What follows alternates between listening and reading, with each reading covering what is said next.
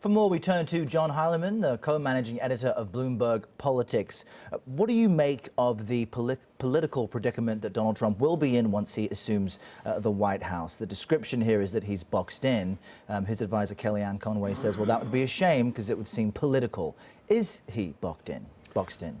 Well, he's going to face some choices to make about, I mean, look, there's a large-scale set of questions about what Donald Trump's attitude towards Russia is going to be on the grand geostrategic, geopolitical level.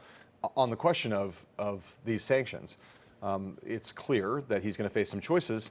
You've got the Obama administration having done something that will, I think, find pretty broad public approval in the sense that Vladimir Putin, not a particularly popular guy.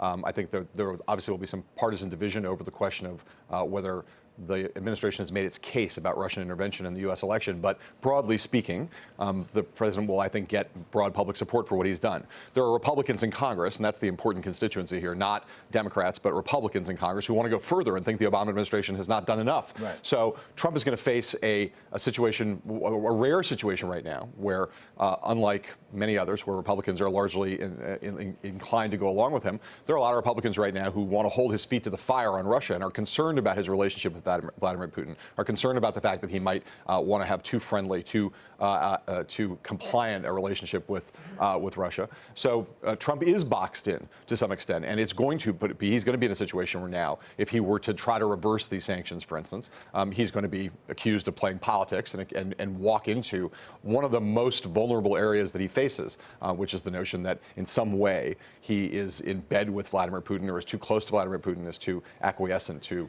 Russian interests. And I guess the big question is, how friendly can he be? I mean, he says in response to this that he will meet with the intelligence community next week and see what evidence they have.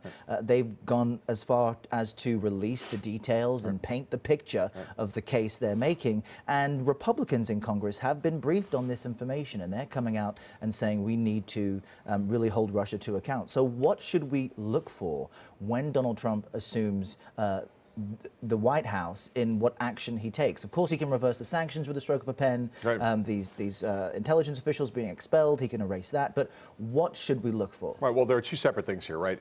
One thing is that we don't know the extent of what the U.S. action towards Russia is. We know about what the public actions are, but there's been suggestions there might be covert activities. We know what Russia's response is now, but there could be covert activities. We are now in the age of cyber warfare, right? This has been described as the most significant U.S. response to a cyber attack. But what now unfolds between the U.S. and Russia in the realm of cyber warfare?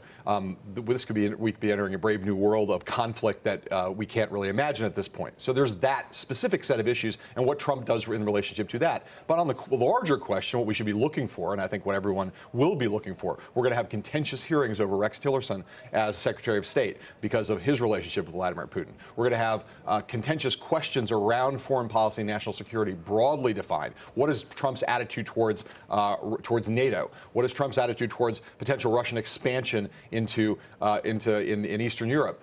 Those questions are going to play out not just in the course of the following weeks, but in the course of the following months, over the course of the whole of the first Trump term. And those are issues of great, extraordinary geostrategic and geopolitical magnitude. Those are the things that I think everyone's going to be looking towards because of the way in which Trump handled his relationship with Putin throughout 2016 and his continued, even now, although he has agreed to have these meetings with the intelligence community, he throws doubt on it. He still throws doubt on their findings, which are basically unanimous across the intelligence services. So then what do you make of his limited availability to the press?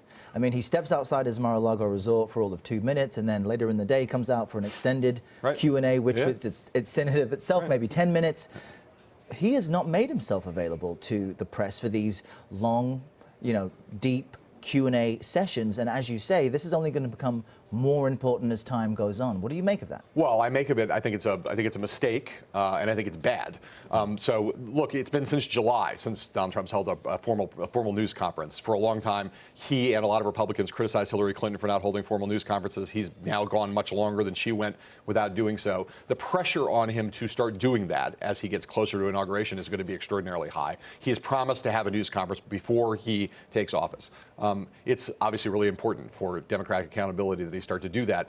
Right now, it's the holidays, and so the pressure on him to hold a formal news conference. We in the press care a lot more about these things, and rightly so, than most citizens do. But Trump's right now, his mode of communication has been this. You've got the Trump of Twitter. You've got the Trump of the occasional interaction with the press. They seem to be different Trumps. Right. For instance, the Trump on Twitter is much more critical of President Obama right now. Right. The Trump in public, when he speaks to reporters, is a little more, seems to be a little more friendly and a little more presidential.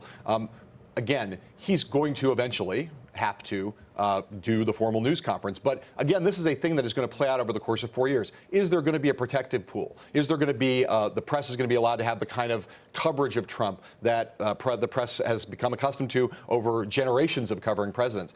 We don't know. What we know is that the Trump administration coming in seems to have an attitude towards the press that is really different from the attitude that Republican and Democratic presidents have had in the past. This will be, I think, a consistent flashpoint of conflict between the institutional press and this administration going forward. How severe it is, we don't know yet, but it's going to matter a lot as we go forward. With so many big issues on the table, we will keep asking questions. Happy Friday and Happy New Year. Happy New Year. John Heilemann, thanks for coming.